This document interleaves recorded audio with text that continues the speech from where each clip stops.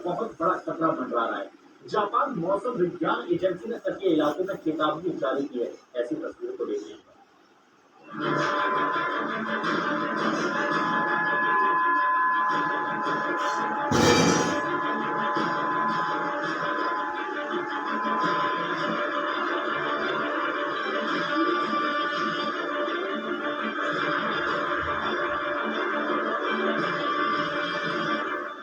चक्का से उठे भूकंप के झटकों ने जापान को डरा दिया।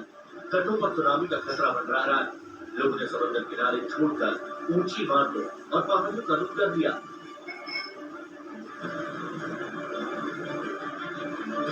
जापान ने पूरे तटीय क्षेत्र को हाईलाइट पर रख दिया है। रूस के कांग्रेस का प्रायद्वीप के पूर्वी तट पर आए 8.8 तीव्रता की शक्तिशाली भूकंप के बाद जापान के तटीय इलाकों में 3 मीटर तक ऊंची सुनामी की लहरों की चेतावनी जारी की गई। सरकार ने आपात बैठक बुलाई है और लोगों से समुद्र से दूर रहने की सख्त अपील की गई।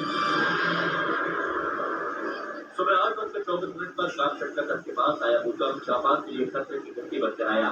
जापान मौसम विभाग एजेंसी ने होक्काइडो से वाकायामा तक के तटीय क्षेत्रों के लिए सुनामी वार्निंग जारी कर दी। जापान मौसम विभाग ने लोगों से कहा है कि सुनामी बार आ सकती है। जब तक चेतावनी हटा न दी जाए, कृपया समुद्र में न उतरे और तट के पास न जाए।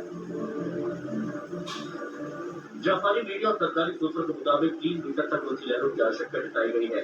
योकोहामा और टोक्यो जैसे शहरों में सुनामी सायरन बजाए जा रहे हैं। लोगों को तुरंत निर्धारित सुरक्षित कमरों या ऊंची जगहों पर जाने को कहा गया है। तस्वीर आपके साथ। सुनामी की लहरों से बचने के लिए लोग छतों पर चढ़े हुए हैं। कुछ ने स्कूल और दुकानों की ऊंची छतों को शरण स्थली बना लिया है। प्रधानमंत्री कार्यालय में सुबह 8:37 पर इमरजेंसी क्राइसिस मैनेजमेंट सेंटर सक्रिय कर दिया गया।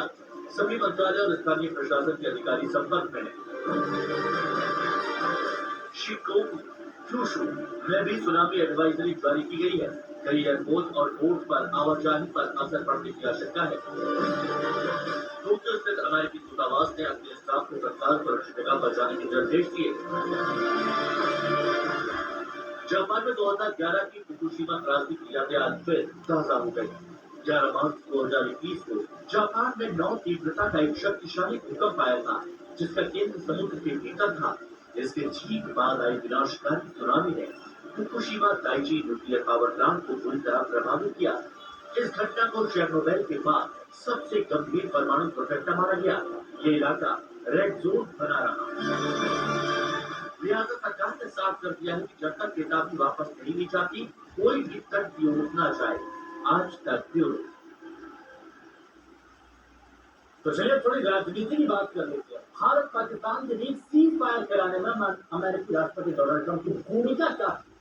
अब इस पर विवाद थमने का नाम नहीं है। कल ऑपरेशन सिंदूर पर संसद में बहस के दौरान पीएम मोदी का बयान आया था, लेकिन आज राहुल गांधी का फिर से बयान आया और राहुल गांधी ने एक बार फिर से सवाल खड़े किया। Prime Minister has not said that Trump is lying. It's obvious what has happened. सबको मालूम है, बोल नहीं पा रहे। That is the reality. नहीं, क्योंकि सच्चाई है ना। अगर पीएम ने बोल दिया तो फिर वो खुल के बोलेगा और पूरी सच्चाई रख देगा, तो इसलिए नहीं बोल पाए।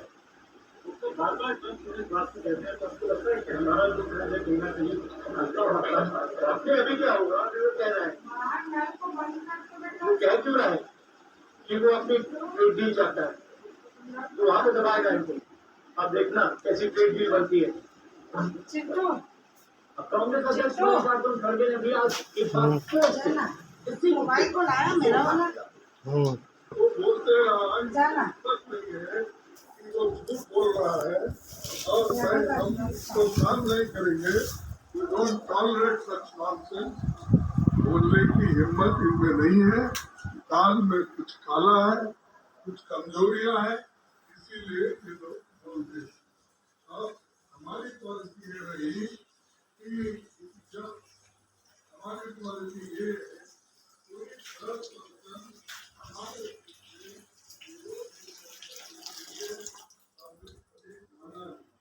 और आज भी हम नहीं माने, ऐसा माना, माना, क्या कमजोरी है, ये सब बताना चाहिए। 2 घंटे भाषण में कभी ट्रंप का नाम लेके उन्होंने बोला हम तो इतना हंगामा कर रहे थे लोग, लेकिन उनकी हिम्मत नहीं, उसको एक 2 दफा उनका नाम लेके सब झूठ बोल रहे थे।